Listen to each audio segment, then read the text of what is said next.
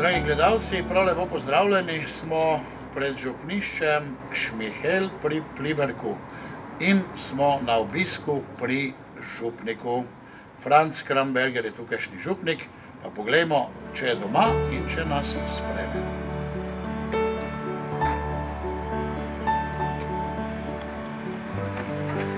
Aha, gospod so doma, lep pozdrav, Franci, nas boš sprejel danes? Dobro, dobrodošli v Šmihelu pod Peco. Hvala. Pa gremo.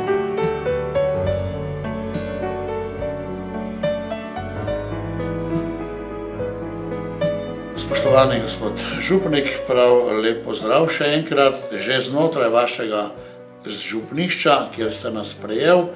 Naše gledalce bo zanimalo, kako vi tukaj onstran meje živite in kako delate pastoralno in drugače kot duhovnik v tem delu Avstrije, kjer pa so doma tudi Slovenci.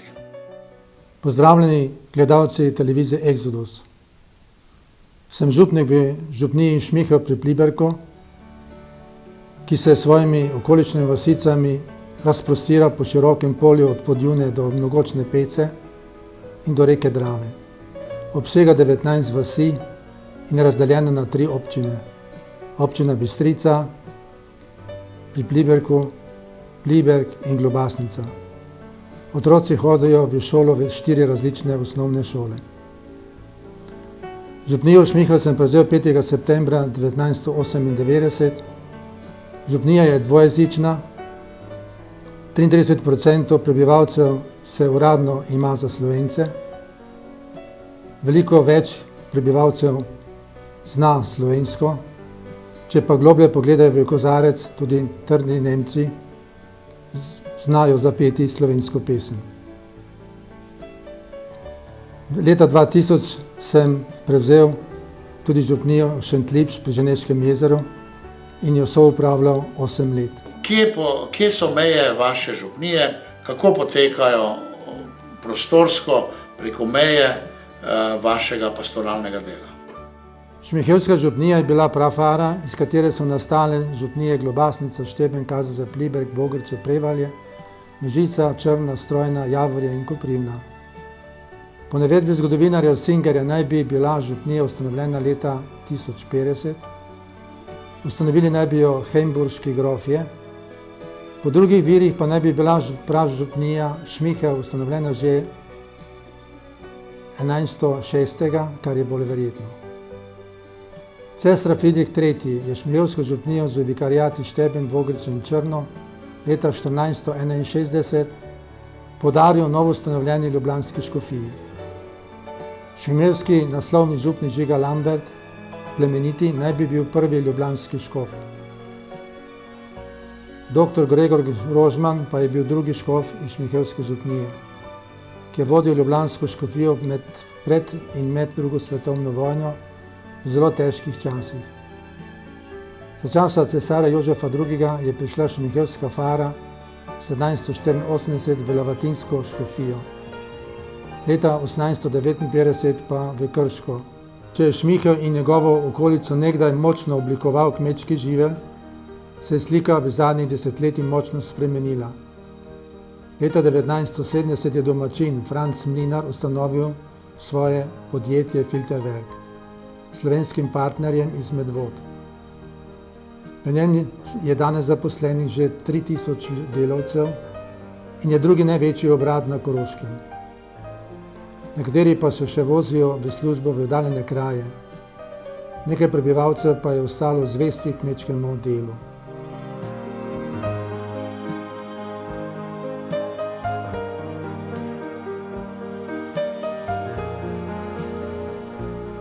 V tem podjetju nas je 6 duhovnikov začelo delavsko pastoralo.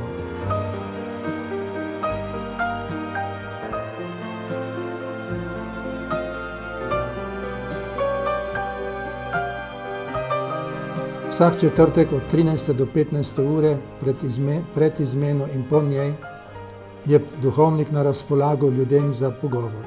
To je prvi tovrstni projekt na Koroškem. Res pa je, da zelo redko kdo pride na pogovor, ker je zadrega ljudi tako močna, da ne najdejo korajže za ta korak. Vi ste kot vedno bil bolj moderen duhovnik, se pravi, ki greste ven k ljudem. Kako je potem ta pastorala cerkve, da duhovnik stopi ven iz župnišča in gre ljudem naproti? Kako se to vidi v vaši župniji? Pastoralna dejavnost v župniji je zamišljena kot cerkev pride na obisk, kar se udejanja tako, da duhovnik pride k ljudem. Torej pride duhovnik tja, kjer ljudje živijo in delajo, tudi v tovarno. Za ponazoritev naj povem, da ob prijavi za krst zapišemo podatke o otroku in odločimo datum krstnega pogovora. Botri in starši dobijo knjižico, ki naj bi jim bila v pomoč pri pripravi na pogovor. Krstni pogovor se vrši na domu staršev. Navzoči so tudi botri, starši se zato počutijo bolj sproščeni, ker so v domačem okolju, duhovnik pa je gost v njihovi hiši. Načeloma naj bi starši prišli prijaviti krst v župnišče, toda vedno več je prijav na krst tudi po telefonu. Glavne teme pogovora so, kateri so razlogi za krst otroka, kako krščansko vzgajati, kaj bi odgovorili otroku, ko bo otrok že čez leta vprašal starše, mama, oče, zakaj veruješ? Kaj vsakemu izmed navzočih vera pomeni? Duhovniki ugotavljamo, da družina ne posreduje dovolj vrednot in ne uvaja otrok v religiozni svet, v to, kar presega čutno dojemanje reči in stvari. V družini tudi ni verskih pogovorov, da bi starši spregovorili o svojem doživljanju Boga. Če pa beremo Svetopismo, to je prvo Janezovo pismo, je odločno povedano, da vera prihaja in se prebuja iz verskega izkustva. Kar smo slišali, kar smo na lastne oči gledali, kar so otipavale naše roke, to vam oznanimo, besedo življenja. Kar smo gledali in slišali, oznanimo tudi vam. Z redno molitvijo z otrokom pred spanjem, z blagoslovom otroka, z molitvijo pred jedjo, z blagoslavljanjem stanovanja na sveti večer in doživljanjem drugih verskih ritualov v družini, še zlasti tedaj, ko starši zavestno in dostojanstveno opravljajo svoj del duhovniške službe, širijo in poglabljajo prostor za Boga v otrokovi zavesti in v vsej družini. Zavzeti krstni pogovori ostanejo staršem in botrom še dolgo v spominu. Navadno dam staršem tudi list papirja, na katerem sem risal in pisal, kar sem jim razlagal. V pastoralnem delu spada tudi mejni dogodek, kot je smrt v družini. Kako poteka vaše delo ob teh dogodkih, ki pretresejo ljudi? Pogovor z žalujočimi pred pogrebom je tudi novost, ki sem jo vpeljal v župniji. Domači namreč pride naročiti pogreb, jaz pa zapišem potrebne podatke. Dogovorimo se za pogovor v družini pokojnika ali pokojnice. Navadno se žalujoči čudijo, o čem se bomo pogovarjali. Navzoči so svojci domači. Sedimo za družinsko mizo, na kateri gori sveča. Morda je na njej tudi fotografija pokojnika oziroma pokojnice. Namerno sedimo za družinsko mizo, ker lažje oživijo spomini. Skušamo sestaviti mozaik o umrlem, ne sestavljamo samo njegovega življenjepisa, ampak se želimo spomniti tudi tega, kar je želel pokojni oziroma pokojnica posredovati svojim otrokom. kako je posredoval vero in materin jezik. Spregovorimo o vrednotah, ki naj bi jih otroci usvojili in uresničevali. Pomemben je pogovor o tem, kako je posredoval to, kar mu je bilo sveto. Pogovarjamo se tudi o tem, kako so se soočili z neozdravljivo boleznijo, z nemočjo, da ne moreš nič več pomagati, ampak samo še močiti suhe usnice ali držati za roko. Pa o tem, kako so se od pokojnika oziroma pokojnice poslovili in so se mu oziroma se ji zahvalili. Nazadnje spregovorimo še o tem, kako so se osebno soočili s smrtjo. Kajti doživljanje smrti očeta ali matere je drugačno od smrti znanca in prijatelja. S pogovorom želim domače tudi ozavestiti, da se bom nekega dne tudi jaz podobno poslavljal od svojih dragih. Dobro je premisliti, kaj bi si takrat želel jaz. Pred zaključkom pogovora navzoči odgovorijo na vprašanje, kako jim je minil čas pogovora in kako so se med pogovorom počutili. Z odgovori ozavestijo, kaj se je zgodilo med pogovorom. Obenem je pogovor vzajemna obogatitev, ker vsak prinese iz svoje zakladnice žlahtnih spominov in položi kot dragocenost na družinsko mizo. S pogovorom o pokojniku domači zavestno začnejo proces žalovanja. Po pogovoru jim je navadno lažje, ugotavljajo, da jim je odleglo, da jim je že nekajkrat se je zgodilo, da so domači po pogovoru opravili še spoved.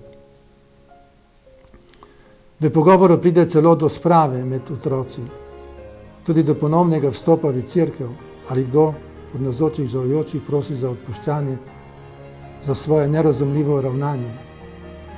Kljub žalosti in težavam so takšni žalujoči pogovori lepi, predvsem pa zelo koristni. Domači tudi izrazijo prošnjo, komu želijo se posebej zahvaliti in kdo so povabljeni na sedmino. Ko je pogovor končan, ostanemo in vsako na glas, navadno samo v tišini, izrečejo prošnje in zahvale. Srečanje sklenemo z molitvijo Oče naš, podelim jim še blagoslov. Slišal sem, da imate skupino žalujočih staršev, ki je nekaj posebnega. Kako je nastala? Pred 10 leti je bilo v Šmihelu veliko nesreč mladih s smrtnim izidom. Od 3-letnega otroka pa do 30 let starih. Na zgornjem pokopališču sta 2 vrsti grobov mladih. Žalujoči starši so vsak dan romali na grobove svojih otrok, se pogovarjali in se tolažili. Prišlo mi je na misel, da bi te starše povabil v župnišče na srečanje. Oče 17-letnega sina, ki ga je ubil snežni plaz na Peci, je celo napisal knjigo o tem, kako je preboleval sinovo smrt. Na prvo srečanje sem povabil, naj predstavi svojo knjigo. Tako je nastala skupina žalujočih staršev, ki so se mesečno zbirali celih 8 let. Nadeli so si celo ime Krog upanja.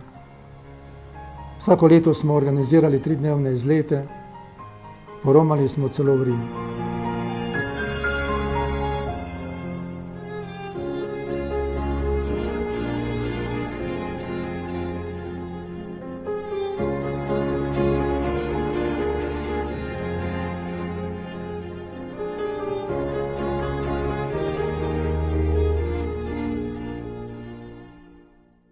Župnija je tudi dejavna v različnih dobrodelnih akcijah.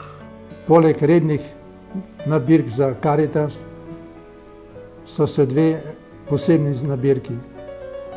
Trikraljevska akcija, ko 5 ali 6 skupin kraljev v 2 dneh obišče vse domove v župniji.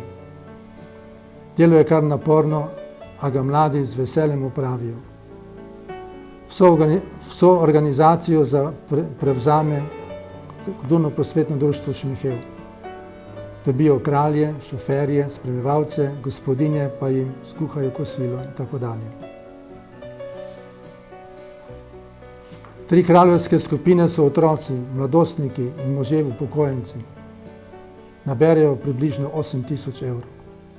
Nojte smijete, 3 kralje, prav lepo častit. Sodom zapustili, po svijetu so šli, so Jezusa iskali, ki v jaslih leži. Želimo vam vse tabule, zdrave in sreče v novem letu. V postnem času je nabirka pohištva za misijonske projekte, predvsem za revne žene. To je družinski post. Nabere okrog 4000 evrov. Za to v pravilu poskušamo najeti ženske, da prevzamejo to delikatno nalogo, kajti pri obisku pobiralka namreč sliši tudi kakšno neprijetno pripombo, ki jo lahko spravi malodušje. Neka žena, ki je prvič pobirala denar za ta namen, mi je dejala: ko sem pobirala pohištvo za družinski post, sem se od vseh vaščanov poslovila. Povsod so me lepo sprejeli.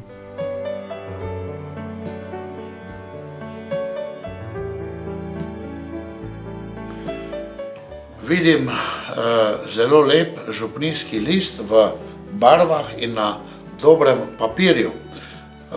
To sami sestavljate, ta list? Župnijski list je vsega začetka pripravljam, besedila in tekste sam pripravim,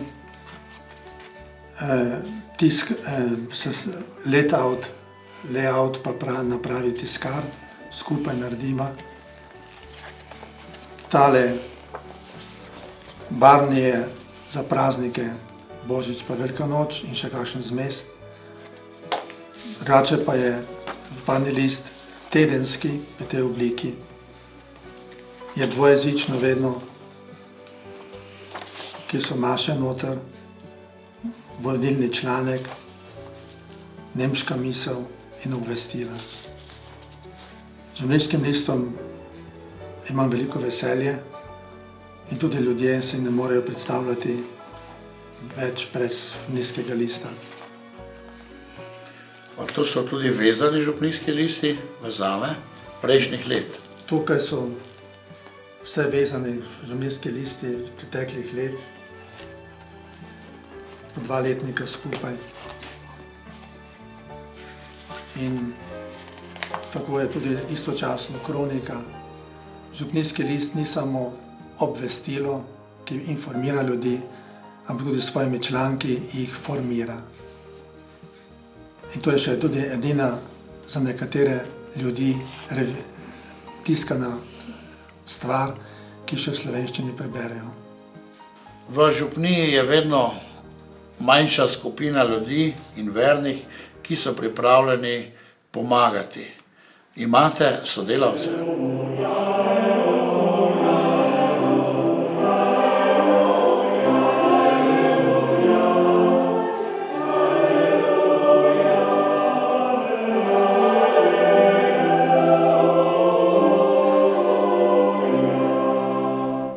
Kot prvič je nepogrešljiv cerkveni pevski zbor, ki poje vsako nedeljo za vse praznike in na pogrebih. S svojim žlahtnim petjem olepša doživljanje svete maše.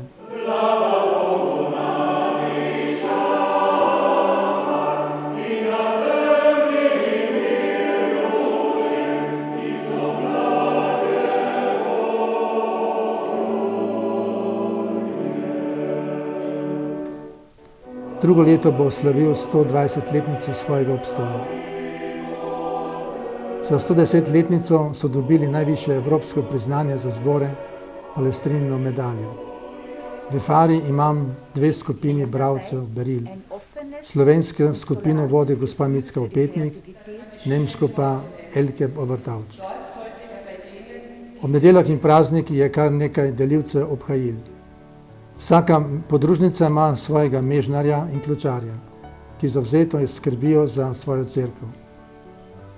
V dvoru obstaja celo vaški komite, ki na žegnjenje organizira pogostitev. Izkupiček pa gre za potrebe njihove cerkve. Iz tega fonda so že kupili stolpno uro, veliki zvon, lestence in prispevali k notranji obnovi cerkve. Skoraj 20 let že skrbi cela vaška skupnost za to podružnico našo, ki je posvečena svetemu Miklavžu. In vsako leto prirejamo žegnanje, iz katerih izkupiček gre pač za ta namen, da se ohrani ta stavba, in ki je nam zelo važna, cele vaški skupnosti seveda. Kaj ste že vse naredili v teh letih za dvorško cerkev? Velika zadeva je bila zvon, ki je kar precej koštal. Tukaj so se vaščani udeležili tudi z veliko vsoto in dekan takratni, Srijenc, in seveda tudi občina. Potem smo nabavili tudi stolpno uro, to je še malo prej bilo, in preproge, pa še druge stvari, pač malenkosti bolj, ne, tudi male stvari tudi, no. V dvoru ni gostilne, ni trgovine, cerkev je ostala, ki vas druži. Kako to doživljate? Ja. Cerkev je tak prostor, da nas združi, celo vaško skupnost, in je seveda zelo velikega pomena, ne, da vsaj enkrat na leto se pred cerkve znajdemo in pojemo in poklepetamo tudi marsikaj. Enkrat tedensko je maša, potem imamo dvakrat na leto tudi še nedeljske maše za svetega Miklavža in pač pa mala velika noč je tudi še maša, in tudi za šmarnice imamo vsak maj, ne, v maju. Mi rečemo te majnik. Želim si za budućnost to, da bi še bolj se znajdli v cerkvi, ne samo zunaj cerkve, da bi tudi pri mašah malo bolj sodelovali vsi skupaj. In potem pač, mislim, drugače še kar v redu harmoniramo tu na vasi, ne, vsi skupaj. V Večni vasi pa so prav tako na isti način kupili orgle. Lani smo tudi obnovili novo streho in fasado zunaj. Tukaj imajo pevski zbor z organistko. Kako živi pastorala v župniji? Sakramentalna pastorala v naši župniji je takole organizirana. Priprava na prvo svetovo milo organizirana tako, da otroci imajo tedensko 2 uri verouka v šoli. Poleg tega so starši ti, ki svojega otroka neposredno pripravijo na prvo obhajilo. Župnik in veroučiteljica Lidija K. Božič ima 3 večere namenjene za starše, ko jim dava priročnik in izdela načrt, kaj morajo starši obdelati s svojim otrokom vsak večer, začenši od postnem času. Starši se razdelijo tudi v 4 delovne skupine. Ena pripravi dvorano za zajtrk in pogostitev, druga skupina očisti cerkev in jo okrasi, tretja izdela simbol za prvo obhajilo, ki visi nad oltarjem, četrta skupina je liturgična, ki sooblikuje mašo. Vsi otroci so oblečeni enako, vsi so v belih kutah. Pri prvem svetovem obhajilu sodeluje cela ljudska šola. V cerkvi imajo generalno vajo kar med šolskim poukom. Poje šolski zbor, navzoč pa je tudi cel učiteljski zbor. Med šolo in župnijo obstaja zares odlično sodelovanje. Na primer, redna spoved otrok pred Božičem in Velikonočjo je kar v ravnatelji pisarni, kar je za slovenske razmere nepojmljivo. Šolsko leto začnemo z besednim bogoslužjem, kar v šoli v preddverju. Šolarska maša pa je na dan celodnevnega češčenja, 28. septembra kot uvod v šolsko leto. V adventnem času, in sicer vsak torek, imajo otroci v šoli svojo veroučiteljico, kratko adventno besedno bogoslužje. Šola pripravi celotno otroško božičnico, vse od božičnih pesmi ob spremljavi ansambla pa do pastirske igre. Navzočih je pri tej otroški božičnici cirka 500 ljudi. Pred veliko nočjo je maša kar v šoli, v atriju. K maši pridejo tudi starši. Za zaključek šolskega leta je maša v cerkvi. Pred blagoslovom na koncu maše župnik blagoslovi lesene križce in jih obesi okrog vratu učencem 4. razreda, ki zapuščajo ljudsko šolo in odhajajo na različne srednje šole, da jih spremlja Božji blagoslov. Učenci stojijo pred oltarjem na stopnicah, od njih se poslovi še učiteljski zbor s stiskom roke. Marsikateremu učencu drsijo solze po licu, slovo je težko. Na zahvalno nedeljo otroci prinesejo v košarah sadove polja in kakšno plišasto žival in prinešeno postavijo pred oltar. Po blagoslovu na koncu maše spet vzamejo svojo košaro. Tudi vrtec lepo sodeluje z župnijo. Otroci imajo svojo zahvalno nedeljo kar med tednom. Vsaka skupina, so namreč 3, na svojem vozičku pripeljejo svoje sadove polja. Skupaj z gojiteljicami imamo njim primerno besedno bogoslužje. Tudi za svetega Martina vrtec pripravi besedno bogoslužje. S prižganimi lahternami pridejo v procesijo v cerkev, prepevajo, zaigrajo prizor o svetem Martinu, kako deli plašč z revežem. Župnik pripravi prošnje in blagoslovi kruhke in ljudi. Nato pa se spet z lučkami, z lahternami procesiji vrnejo v vrtec, kjer je Agape. Tudi škof je bil na obisku v ljudski šoli. Občudoval je otroke, kako so odgovarjali na pamet in navdušeno peli dvojezično.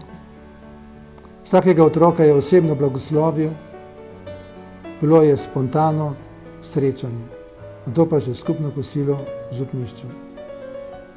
Kot zelo zanimivost je tudi to, da v šoli pred poukom ne moli le veroučiteljica z otroci, molijo ga tudi nekatere druge veroučiteljice. Starše celo vprašajo za dovoljenje, če smejo moliti pred poukom z njihovimi otroci. Navajajo jih na pogosto in spontano molitev, ki je povezana z življenjem. Dogaja se celo to, da se nekateri otroci komaj v šoli naučijo moliti. Otroci tako spontano vstopajo v krščansko tradicijo in rastejo na krščanskem humusu, kjer ni napetosti med vero in politiko. Vsak je spoštovan in cenjen po tem, kar je, in po tem, kako upravlja svoje delo. Šola razdeli otrokom tudi vabila za starše, s katerimi jih prosijo, da bi otroci peli, na primer na farni praznik ali ob kakšni drugi priložnosti. Ravnatelj pa jih spremlja na kitaro.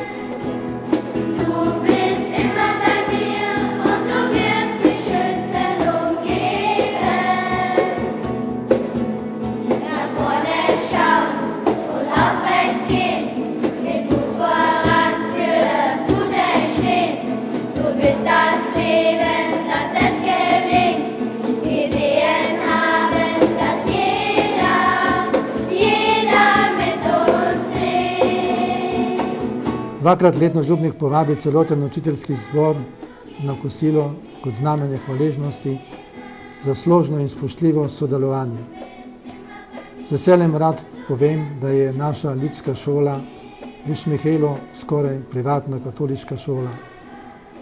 Nekaj podobnega bi si želel tudi med občino in župnijo.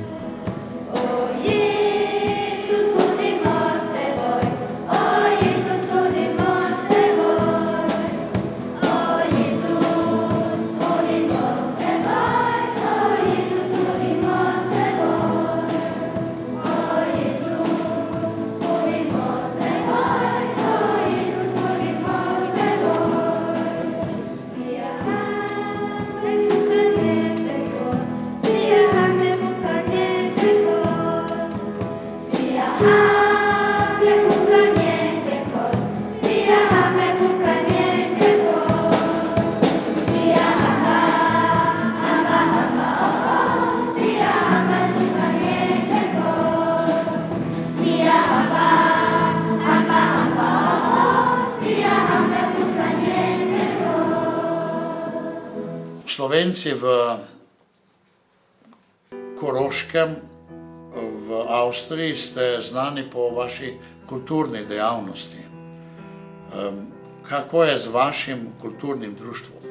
Kot velika dragocenost v naši župniji je kulturno-prosvetno društvo, ki opravlja veliko poslanstvo na kulturnem področju.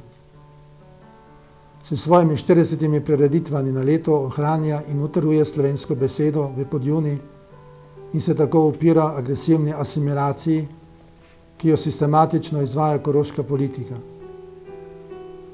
Veliki del pri asimilaciji ima tudi sodobno porabništvo. Nekateri se utrudijo od nenehnega boja za svoje pravice. Obstaja tudi majhna mladinska skupina.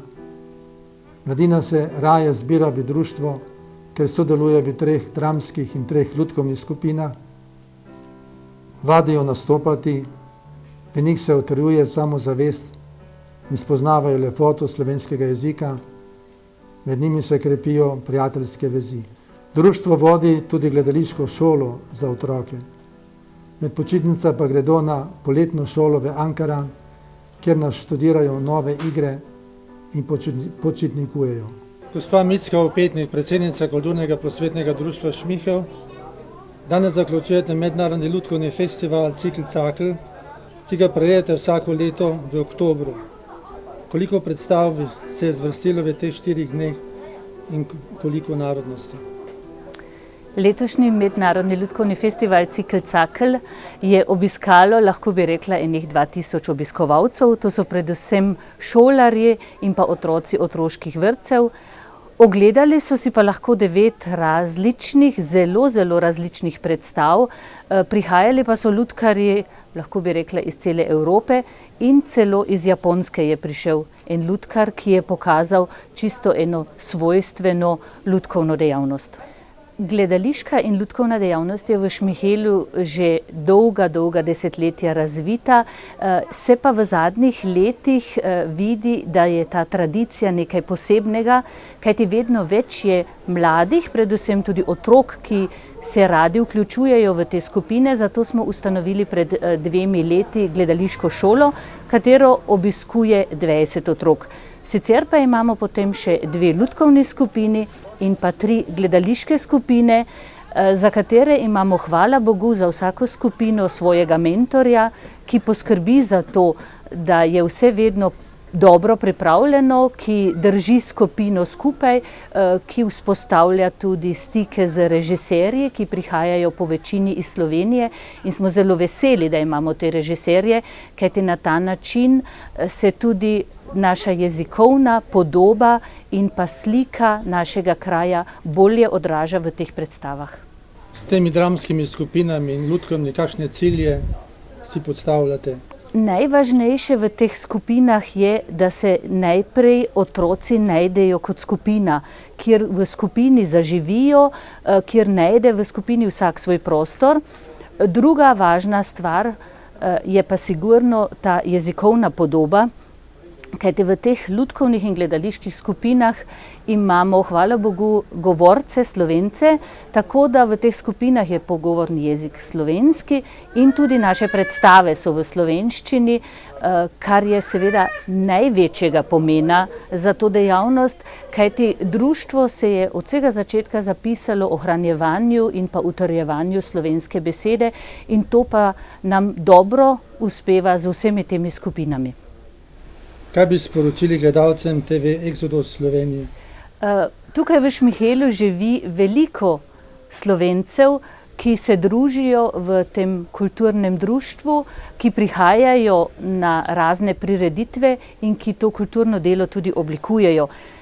Želela bi si, da bi na nek način nam uspelo boljše povezovanje preko nekdanje meje ali pa meje, ki sicer še obstaja, da bi se bolj družili, bolj spoznavali drug drugega tudi v tem, kaj ustvarjamo. Hvala vam, gospa Micka Opetnik, za kulturno in vzgojno delo z mladimi, da jih uspete angažirati, da spodbujate ljubezen do lepe slovenske besede in jezika, krepite samozavest v javnem nastopanju, gojite prijateljstvo med mladimi.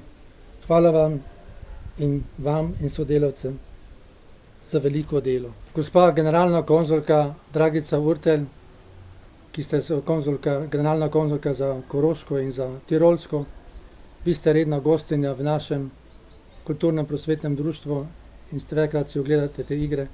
Kakšno vtis imate o naši kulturni dejavnosti v Šmihelu? Jaz vam moram k vaši res izjemni dejavnosti iskreno čestitati.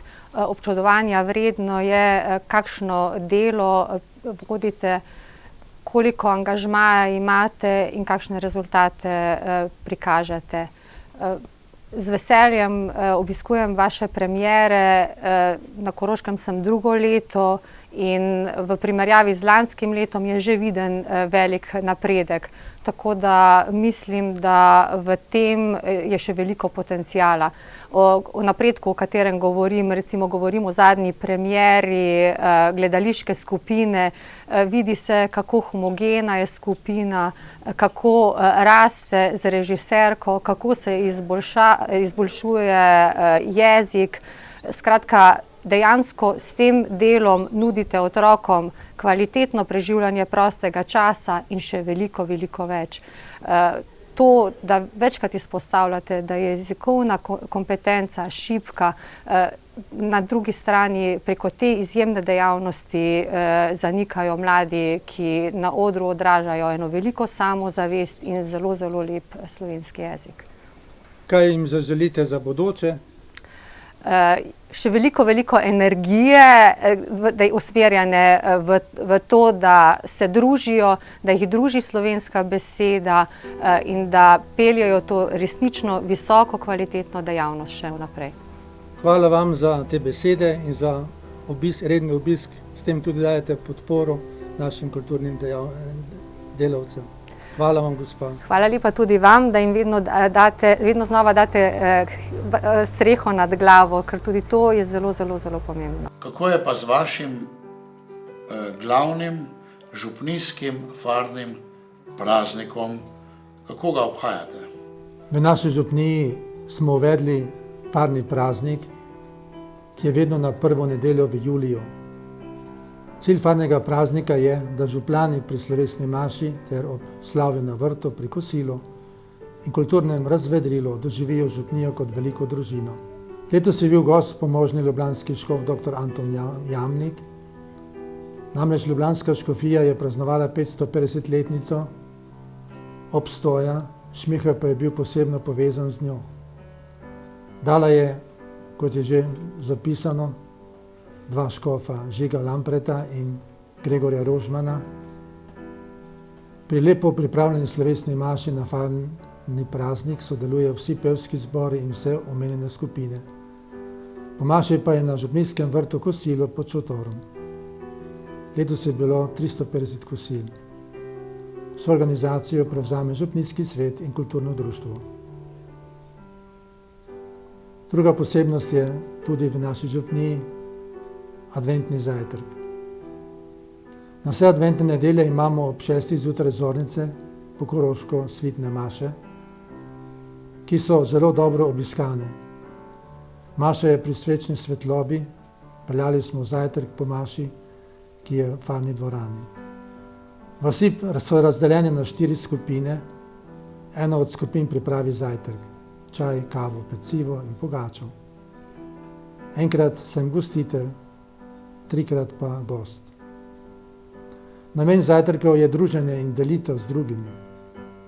Nismo samo Jezusovi gostje pri oltarju, ampak smo gostje pri dobrih ljudeh, ki so pripravljeni deliti.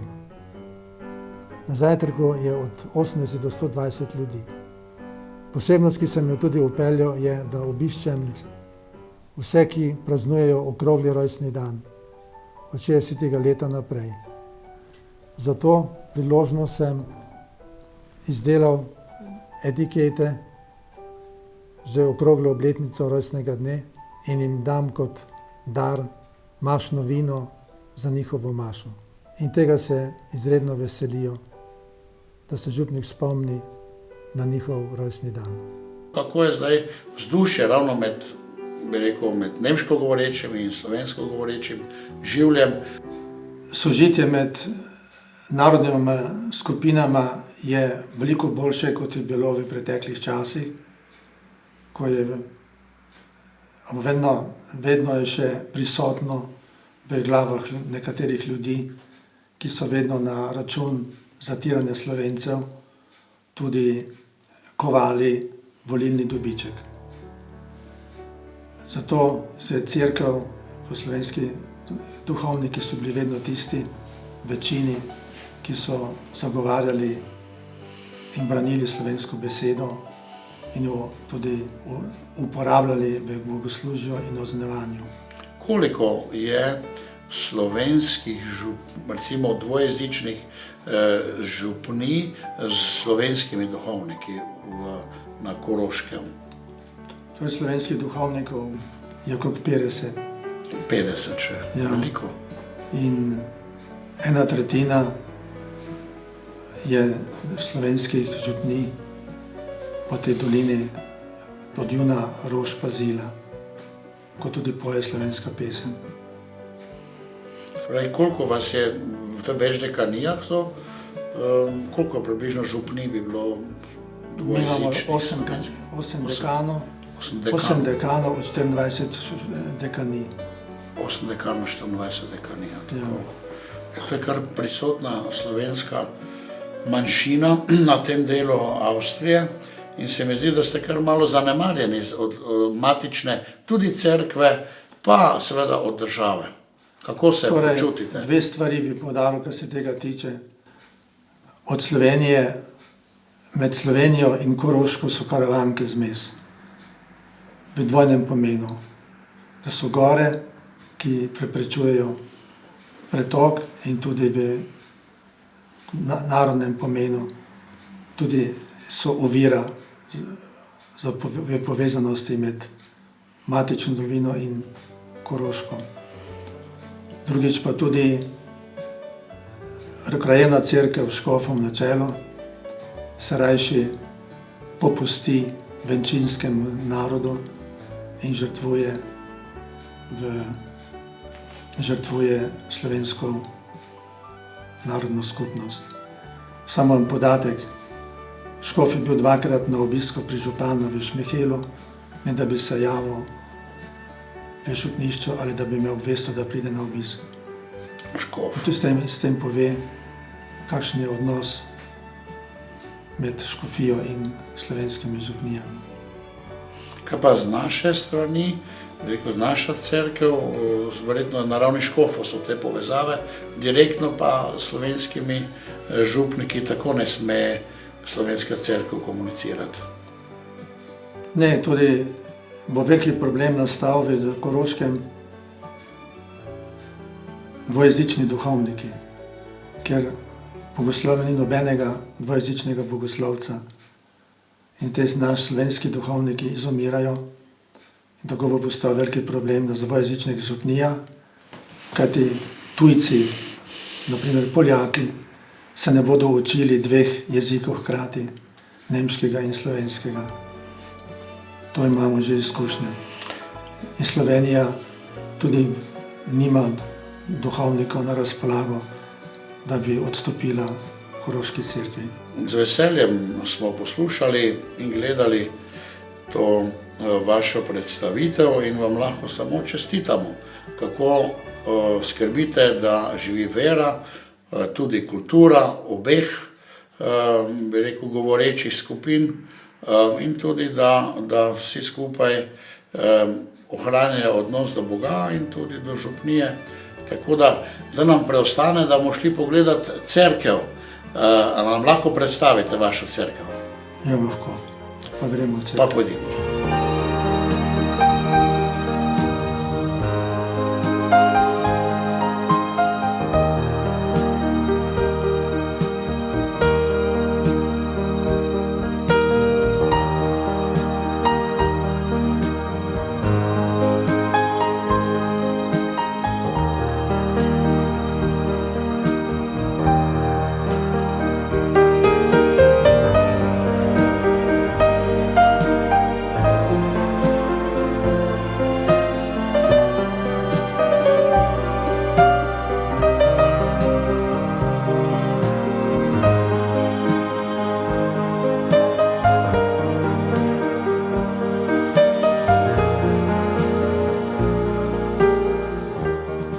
Nahajamo se v župnijski cerkvi svetega Mihaela.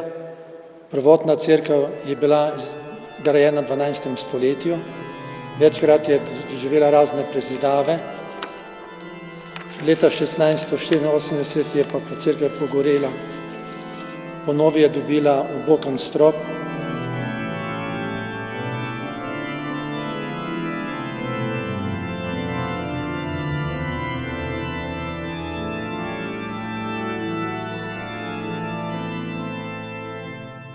Ker je pa cerkev bila premajhna, so leta 1974 podrli od zvonika do prezbiterija in zgradili enkrat širšo. Tu na stranski strani je bila kapela svetega Janeza Nepomuka. Oltar je zdaj krasi podružno cerkev svetega Martina v Večni vasi kot glavni oltar. Cerkev je bila posvečena oktobra leta 1975, 17. oktobra. Glavni oltar je sicer lesen, ampak je prevlečen z pozlačeno medenino. Zadaj krasi slika svetega Mihaela, na vrhu levo desno so rimska vojaka, zgoraj je plastika svete Trojice in potem sveti Florijan in sveti Akvilin s knjigo.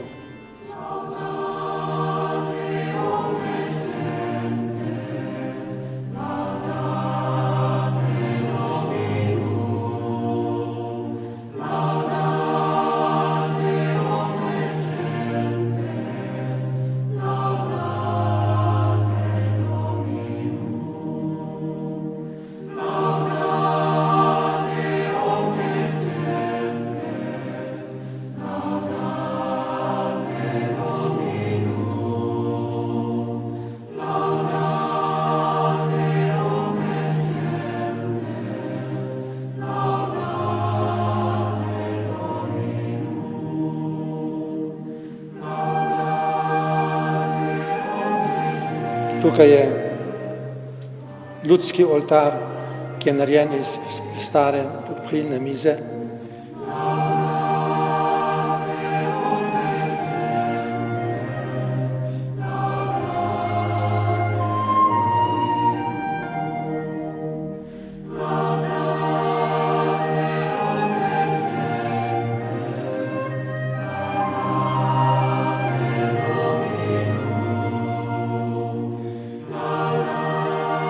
Tukaj je ambon, ki je stara prižnica s 4 evangelisti reliefi.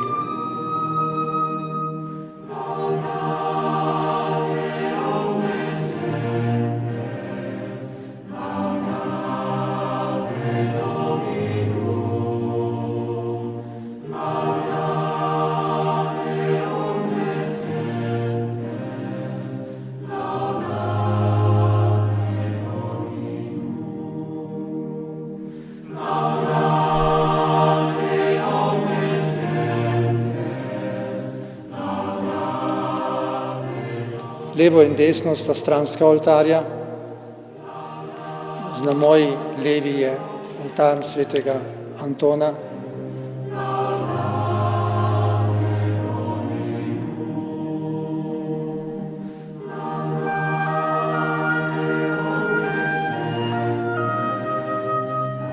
Levo in desno stojita plastiki Šabastjan in sveti Rok.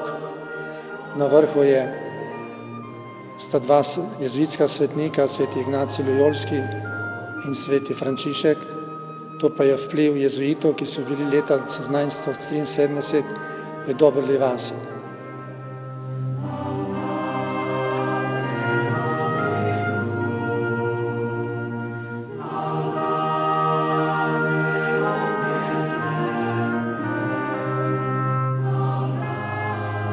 Na moji desni je pa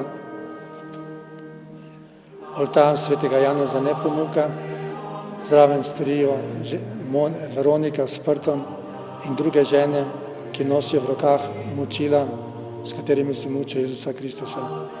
Na vrhu pa je plastika Jezusa ostalega.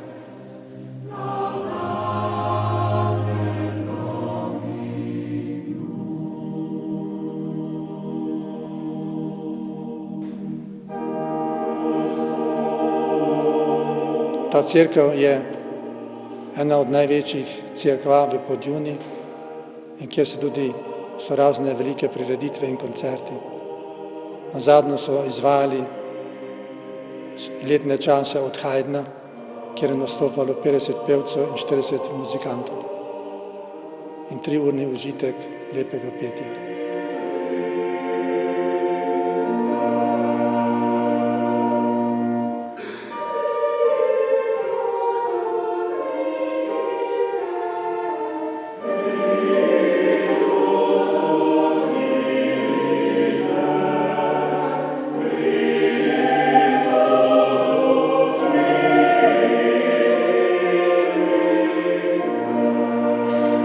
Ta prednost je tukaj, da vsak vidi vse. Župnik vidi vernike in vsi verniki v cerkvi vidijo duhovnika. Tukaj v tej cerkvi je tudi plošča, ki pričuje, da je tukaj bil rojen škof Rožman in pri tem krstnem kamnu je bil krščen. Na krstnem kamnu je lepa plastika Jezusa, ki ga krsti Janez Krstnik.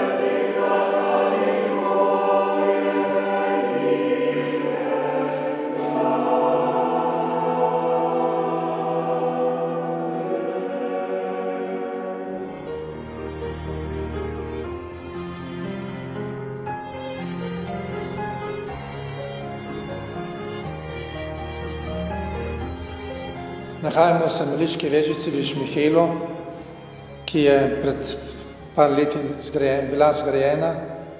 Najbolj pomembna stvar v tej vežici je Omanova slika, ki je na plavi podlagi križa. Je 14 podob, ki predstavljajo 14 postaj križevega pota. Lahko pa tudi predstavlja križev pot tistega, ki je tukaj na Mrliškem odru naparan. Te podobe so povezane med sabo z belimi in rjavimi črtami. To pomeni, da smo mi med sabo v življenju povezani, ob smrti se pa te vezi trgajo. In kakor kviško, spodnja vrsta podob je bolj temni, zgornja bolj svetli. In na to dejstvo smrti prihaja svetloba od skoraj. Ob strani so tudi torzi ali portreti, ki lahko predstavljajo tudi prednike tistega, ki je tukaj na Mrliškem odru. Tukaj se poslavljamo od naših pokojnih.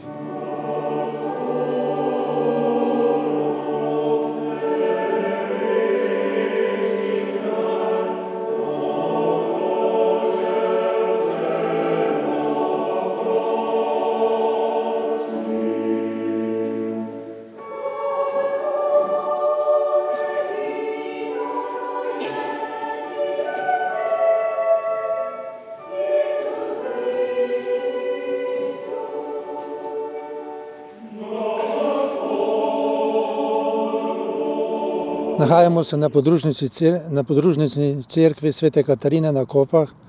To je ena od 4 podružnic šmihelske župnije. Prva cerkev se omenja že 1440, tista 1530 je pogorela in so potem tudi poobnovili. Po nekaj desetletjih so obnovili cerkev in škof, blaženi škof Anton Martin Slomšek jo je 10. oktobra 1858 posvetil kot zadnjo cerkev na Koroškem, preden je škofovski sedež prenesel v Maribor. Podružnice so še v dvoru, ki je posvečena svetemu Miklavžu iz 14. stoletja, v Večni vasi, ki je posvečena svetemu Martinu, in v Rinkolah, ki je posvečena svetemu Ošpaltu. Bogoslužni prostor še v Strpni vasi pri Kuče, v kmečki hiši, kjer imajo tudi redno smrčna pobožnost in adventna pobožnost Marije išče prenočišče. V vseh podružničnih cerkvah so tudi smrčne pobožnosti, kakor tudi na Blatu pri Črčeju. Na podružnicah so tudi redno delovniške maše vsak dan v drugi cerkvi ob istem času in isti dan. V cerkvi se nahaja križev pot, ki so še v bohoričici napisane in tudi nad oltarnem. Na oltarju so napisi v slovenščini. Ko je škof, ko smo slavili 150-letnico posvetitve Katarinske cerkve, sem škofa pozdravil z besedami tudi med drugim: poglejte si napise nad oltarjem in križevem potu in boste videli, kdo tukaj živi od vekov. In večkrat poudarjate radi, da je slovenski del bogatitev za Koroško cerkev. In sem dodal, paziti treba, da ta bogatitev ne gre izgubo.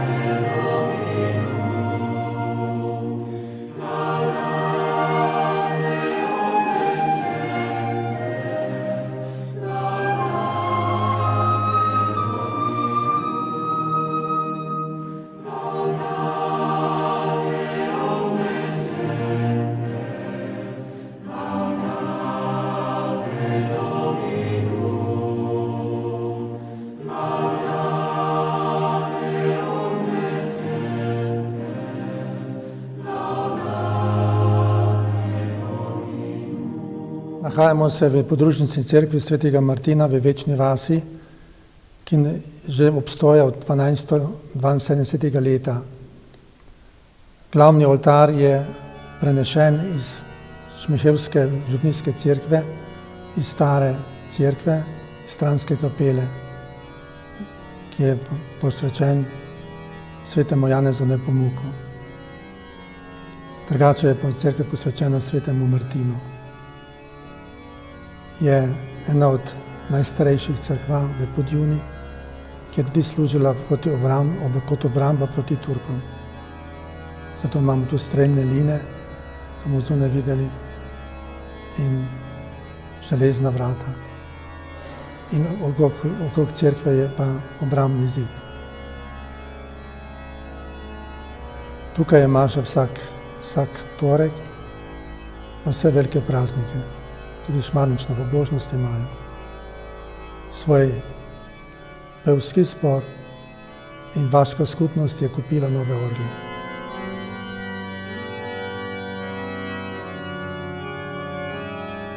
Nahajamo se v Kučejevi stari hiši, kjer so bili njihovi otroci rojeni in so staro hišo spremenili v hišno kapelo, kjer so zgradili novo družinsko hišo. 1950. leta tukaj so začeli z majniški pobožnosti, 9-dnevnico pred Božičem, Marija išče prenočišče. Vsako sredo je tukaj tudi delaniška maša. K maši se zbere čez 20 ljudi.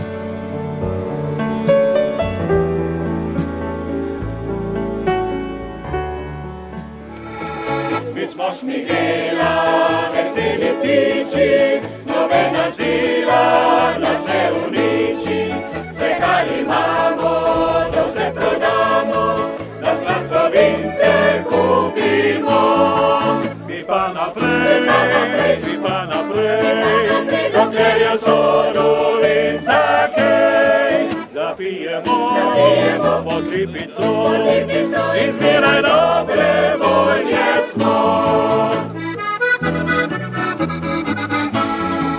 Celovške dame, te niso zame, ker cigarete kadijo same.